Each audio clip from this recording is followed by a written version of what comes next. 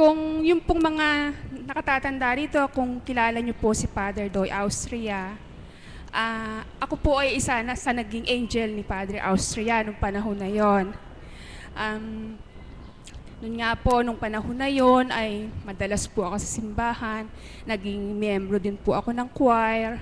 Tapos lahat po na activity sa simbahan, lagi po akong nandoon, present po ako sa pagrosaryo at nagtuturo din po kami ng katisismo. At pagka po may mga okasyon, mahal na araw, kasama din po akong bumabasa ng pasyon, nagbabantay ng Santisimo na halos po natutulog na kami sa kumbento. So yan po ang naging buhay ko noon. At naging pangulo din po ako ng Children of Mary Immaculate. So yung panahon ko po ng elementary hanggang high school, talaga pong naging laman ako ng simbahan. At nung mga panahon po na yan, masasabi kong ako'y naging anak.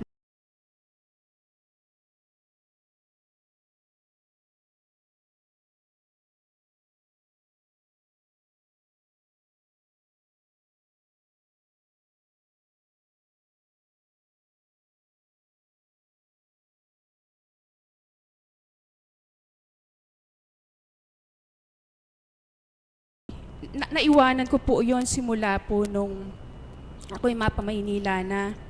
At dahil nga po sa kakulangan ng pera, kung umuwi po ako noon ay once a month or once every 2 months. So hindi na po ako nakakapagsimba hanggang nga po sa doon na po nagsimula na ako po ay unti-unti na pong naligaw ng landas. At nasasabi ko nga sa aking sarili, parang nabaliwala po yung mga kabanalang natutunan ko nung mga panahong ako'y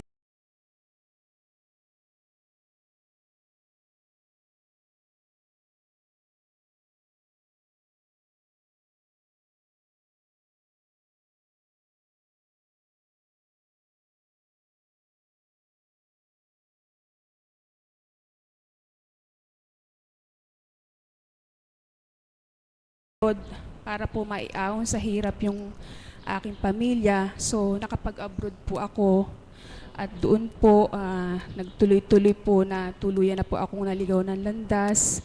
Puro gawaing pangtao, gawaing pangkamunduhan na po ang natutunan ko. At parang masasabi ko po na talagang ang buhay abroad ay yung po ang nakapagpawalay sa akin sa Ama. At hanggang nga po na lumilipas ang panahon,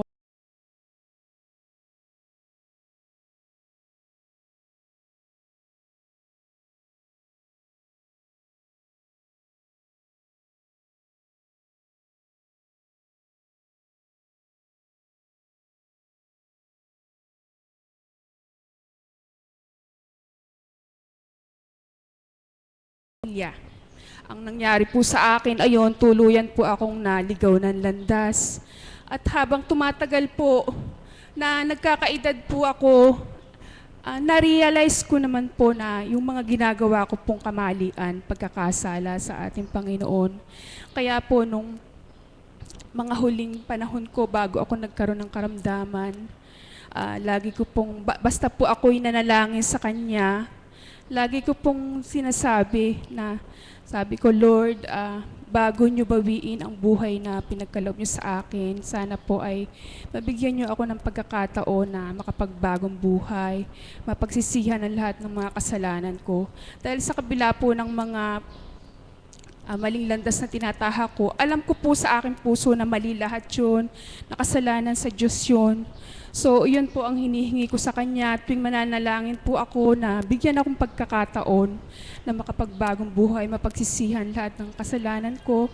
At yun na nga po, sa kaparaanan po ng Ama, nagkaroon po ako ng malubhang karamdaman. At yun po ang dahilan upang mamalagi na ako dito sa Pilipinas. At unti-unti po na pinagsisisihan ko yung mga nagawa ko. Subalit, hindi po malulubos talaga yung pagsisisi mo, paghingi ng tawad, pagtanggap sa Kanya. Parang kulang po yun eh. Nagbabasa din po ako ng Bible. Subalit talagang kulang po. Hanggang nga po, idatal ng Ama ang takda na akayin niya po ako dito sa dambanang ito. At simula po noon, nung akayin ako ng Ama dito, doon po ay nagsisi po ako sa lahat ng mga kamalian ko, mga nagawa kong kasalanan. At tinanggap ko po siya ng buong puso sa aking buhay na siya ang tagapagligtas, at nanalig po ako ng palataya sa Kanya, na alam ko po na pagagalingin niya ako sa lugar na ito, ang aking kaluluwa, ang aking karamdaman. Kaya po, simula po nung akayin ako dito sa dakong ito, sa dambanang ito ng mahal na Divine at ng mahal na Apo Conching, sa araw-araw po na pakikinig ko po ng mga banal na salita, ay doon po ay talaga pong tumitimo sa aking puso ang lahat ng mga sinasabi niya, at hinahangad ko po na ninanais na maisabuhay ang lahat, at para po at ang paninanalig ko po at pagtitiwala sa Kanya ay nandito. At tuwing nandito po ako ay puro kagalakan po ang aking nararamdaman, at talagang nararamdaman ko po na ang Diyos na buhay ay nandito sa dambanang ito. At ang banal na espiritu na lumulukob sa ating mahal na Apo Conching, sa tuwing siya ay magbabahagi, ay napakasarap pong pakinggan. Kaya po sa mga panahong ito na ako'y namamalagi araw-araw sa lugar na ito, ay masasabi ko po ulit na ako'y naging anak na muli ng Diyos. Kaya maraming salamat po, Ama, maraming salamat po, at muli niyo po akong nilingap sa aking pagkakaligaw. At sa pagkakataong pong ito, hindi ko na po hahayaan na ako'y maligaw pang muli. Bago ko po tapusin ang aking pagbabahagi, gusto kong magpapuri sa ating Panginoon.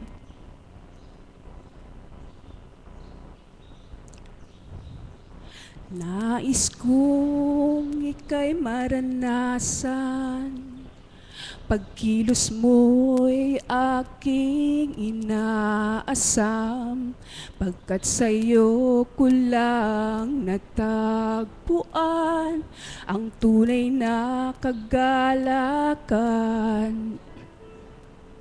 Nais kong ika'y maranasan, tibok ng puso ko'y ikaw lamang, kaya't ngayon, bukas at kailanman, pagsamba ko'y iaalay. Walang hanggan kitang pupurihin, walang hanggang sasambahin.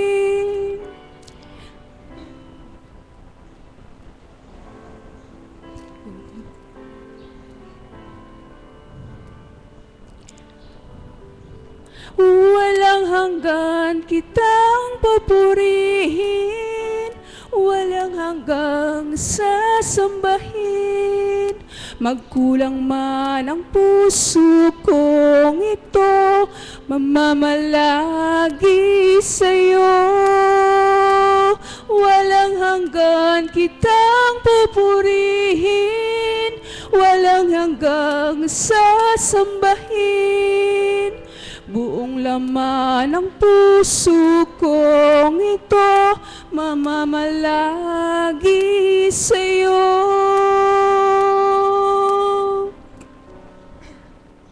Nais kong ika'y maranasan, pagkilos mo'y aking inaasam, pagkat sa'yo ko lang natagpuan ang tunay na kagalakan.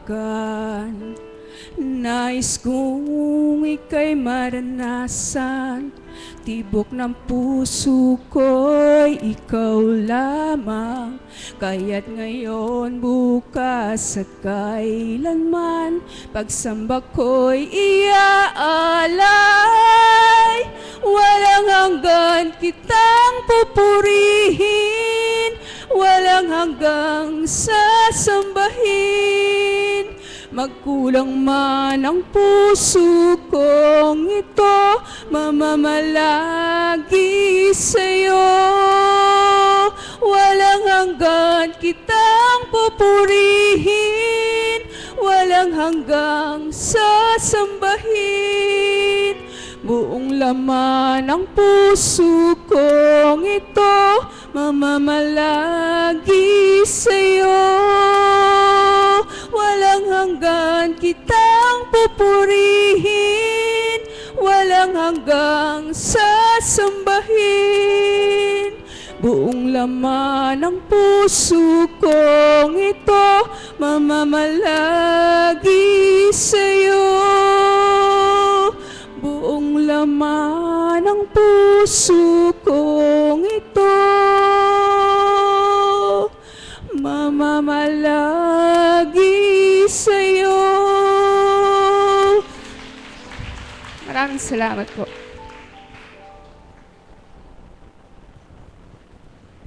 Palakapan po natin yung kapatid natin nagbahagi.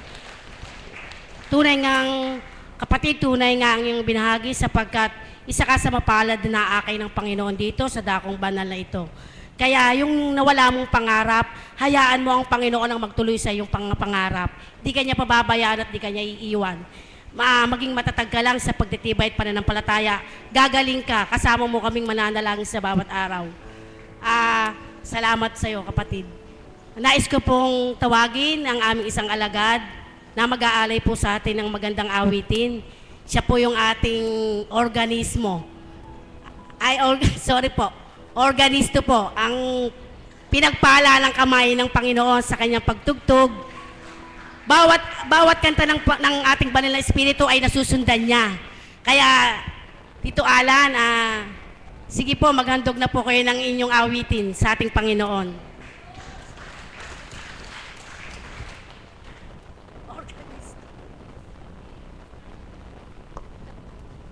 Huwag niyo pansinin yung malat ko Minamalat Sound check. Hey.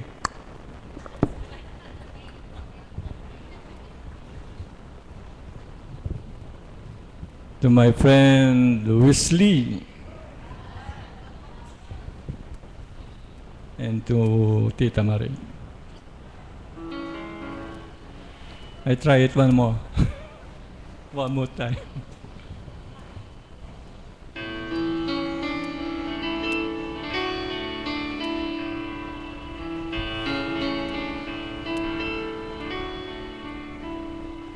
I swear to you, I will always be there for you. Chicken, I want you. I promise you, all my life I will live for you. We'll make it true. Forever we will be together, you and me. Oh, when I hold you, nothing can compare. With all of my heart, you know I'll always be right there. I believe in us, nothing else. I believe so much. You're the one I trust. The time has come. One or two people love, we are one. You second to one. Forever we will be together, family. The more I get to know you, nothing can compare.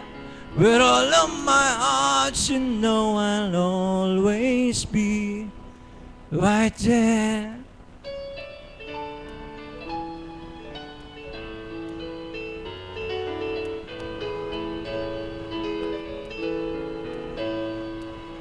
Forever we will be together, one, yes, you and me. The more I get to know you, the more I really care. With all of my heart, you know I'll always be. You know I really love you, nothing can compare. For all of my life, you know I'll always be right there.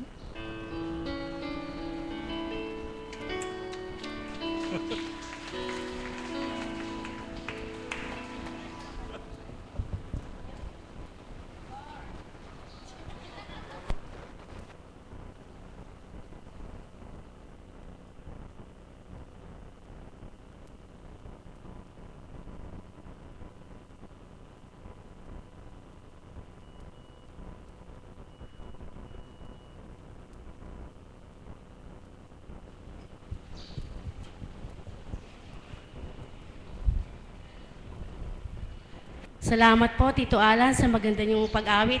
Akala po namin doon si Dikapi. Palakpan po natin si Tito Alan. Ngayon po, ibibigay ko naman po sa ating kapatid muling alagad na magbabahagi po sa umaga at sa tanghali pong ito na si Tita Marie po de la Cruz.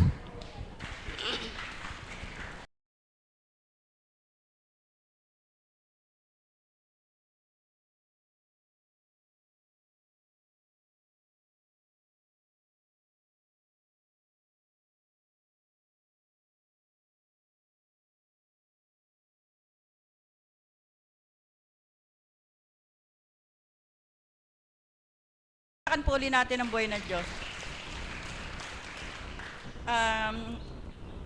Isang pagbabahagi lang po kung paano nga po ba ang isang alagad, kung paano pinagtitibay ng ating Panginoon sa pamamagitan ng bawat mensahe ng banal na Espiritu sa katauhan ng ating Apo Kunching, kung paano nga ba namin ninanamnam o isinasabuhay ang bawat aral na aming natututunan sa dakong ito. Palakpakan po natin ang buhay ng Diyos.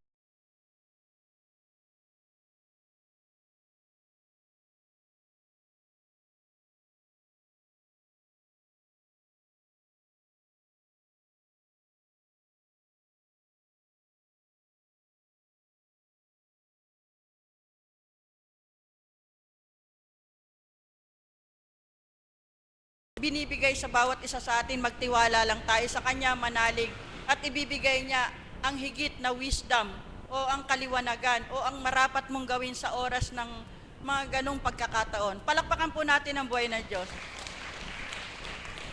Nung pong madaling araw na ng linggo, kasi po ano na yun kasi Sabado, midnight po, linggo na yun hindi pa po ako tulog noon kasi may kausap po ako sa Skype. Tumawag po sa akin si kapatid na pero ang sabi po niya sa akin, kapatid, sama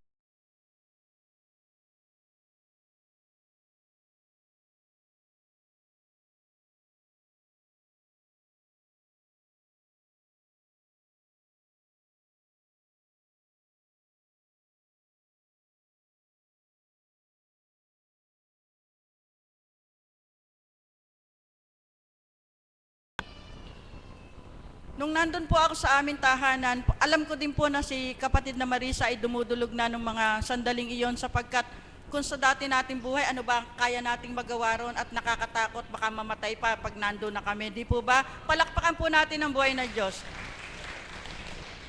Habang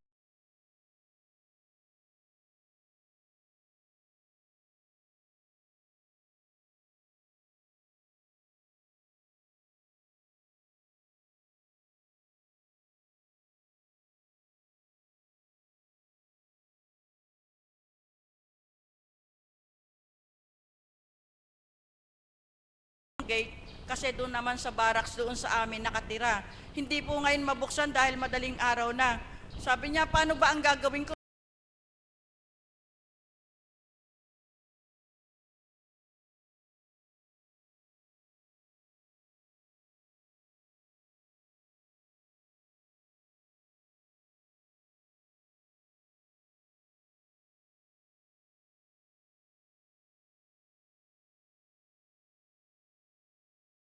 Mabuksan, tulog pa yung kukunan ng susi. Ang ginawa po ni kapatid na Marisa, nag-over the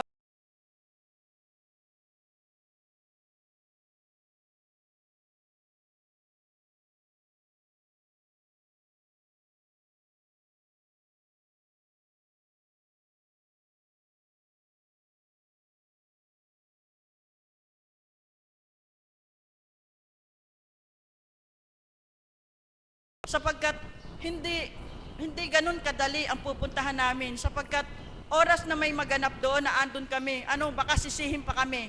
Palakpakan po natin ang buhay na Diyos.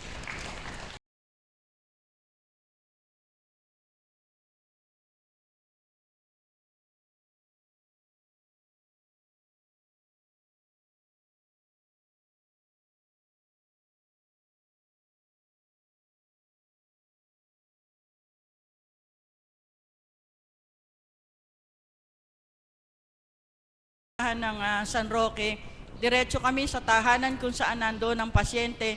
Nandun po ang mga kapatid kong alagad, sila kapatid na Josie, Terry, at yung mga tagasunod na magkakapatid.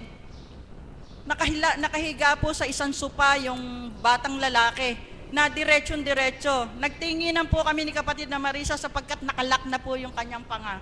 Nakaganyan na po para po wala ng pag-asa.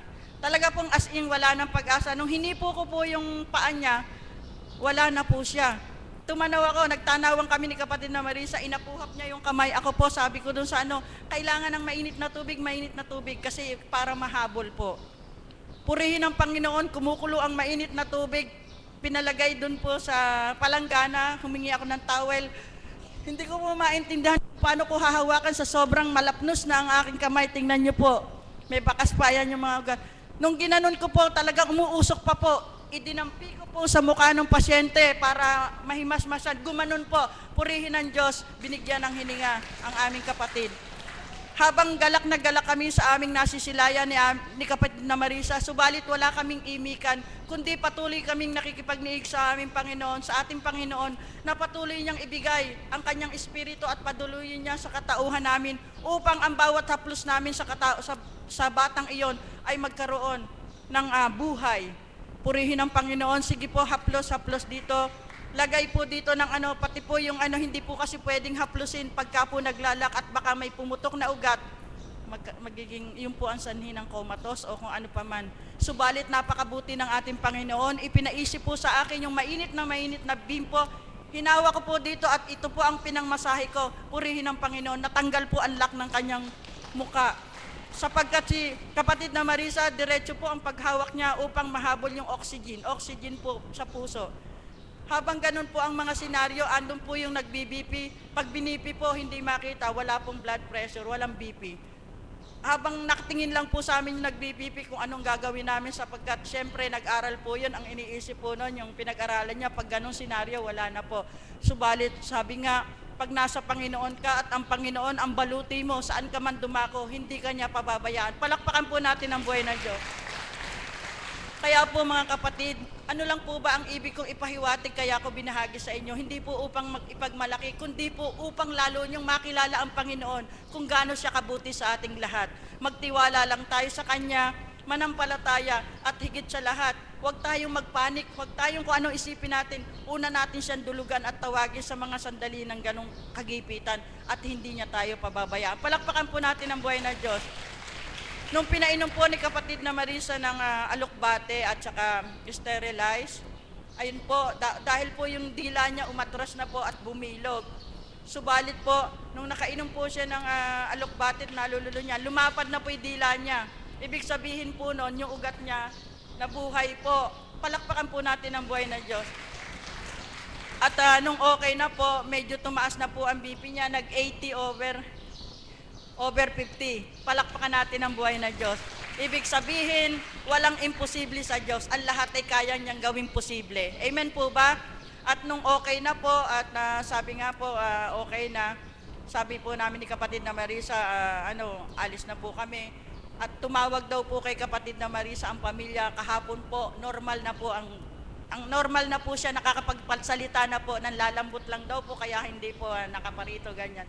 Palakpakan po natin ang buhay ng Diyos.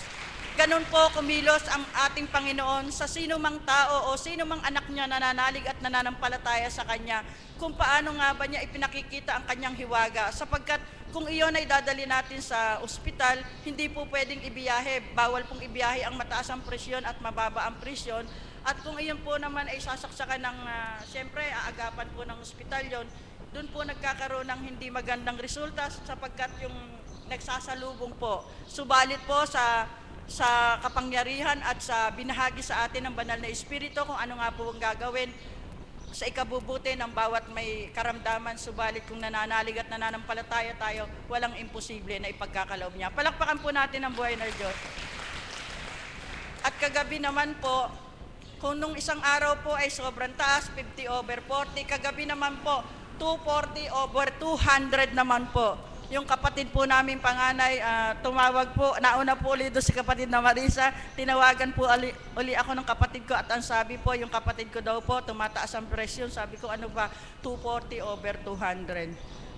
Nagmamadali na naman po akong tumakbo, iniwanan ko na may kausap ko doon sa laptop. Pagkatapos po, andun na po si kapatid na Marisa, nilalapatan na po ng first aid kung ano po yung itinuro ng banal na Espiritu at natutunan namin sa dakong ito. Sapagkat sa tuwi na po, yun lang po ang baluti namin. Saan man dako kami maparoon na may ganong senaryo, hindi kami sapagkat alam namin na hindi kami pababayaan ng ating Panginoon. Ganon nga po, ibinigay na naman po ang marapat, mainit na tubig. Ayaw, nalitsyo na naman ang aking kamay. Subalit, wala po iyon sa akin sapagkat kung gaano mo ibinibigay ang pag-ibig mo sa kapwa, walang bale na magkaroon ka ng basta importante na ipadama mo yung pagmamahal mo sa kapwa. Palakpakan po natin ang buhay na Diyos. Kaya po, ano ang nais ko lang ituran, mga kapatid? Kung ikaw ay may gagawin kang isang bagay, ang pinakamabisa po para maging effective ang ginagawa nyo sa kapwa nyo, samahan nyo po ito ng pag-ibig. Sapagkat kung may pag-ibig po ito, makakamit po ang kagalingan ng sino mang pasyente. Palakpakan po natin ang buhay na Diyos. Subalit kung ito ay gagawin mo lamang dahil gusto mong magpasikat, asahan mo walang kaganapang magaganap na maganda. Amen po ba? Sapagkat ang Diyos ay lagi sa mabuti. Ang Diyos ay lagi sa may pag-ibig. Kaya lahat ng bagay na ating gagawin sa ating kapwa, samahan natin ang pag-ibig at 100% lahat ay mayroon kalutasan. Palakpakan po natin ang buhay na Diyos. Marami pong salamat. Marami pong salamat sa ating Panginoon, higit lalo sa ating mahal na Apo Kunching na ginagamit ng banal na Espiritu, sapagkat kung hindi dahil sa Kanya, hindi namin matututunan ang mga bagay, ang katatagan, kalakasan sa mga sandali ng mga ganong senaryo. Purihin at dakilain sapagkat sa dating buhay, hindi namin kayang gawin yon sapagkat matatakot na kami. 50/40, yung isa 240/200, subalit buhay ang Diyos natin pinaglilingkuran. Palakpakan po natin ang ating Panginoon.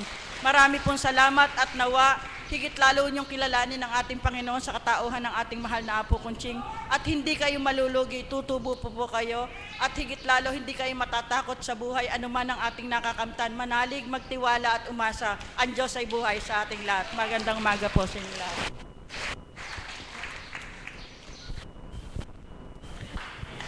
Kapatid, salamat po sa ibinahagi mo. Tunay nga na sa mga sandaling yon ay kasama nyo ang Espiritong Banal sapagkat nangangailangan ng tulong, ipinagkaloob ng Diyos ng galingan. Sa ginamit sa inyong si Mother at si Tita Marie, lagi natin papurihan ng Panginoon. Takong mga lingkod, lagi tayong kaagap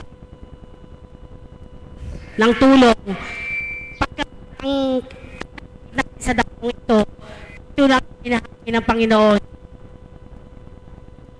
At po, ni Tita, naway tuloy-tuloy na po ang pagaling ng tinulungan yung pasyente ni Mother. At ngayon po, bagamat nandiyan na po ang mahal na Apo Kunching, mag-aalay. Ito na po ang ating mahal na Apo Kunching. Magsitayo na po ang lahat. Sa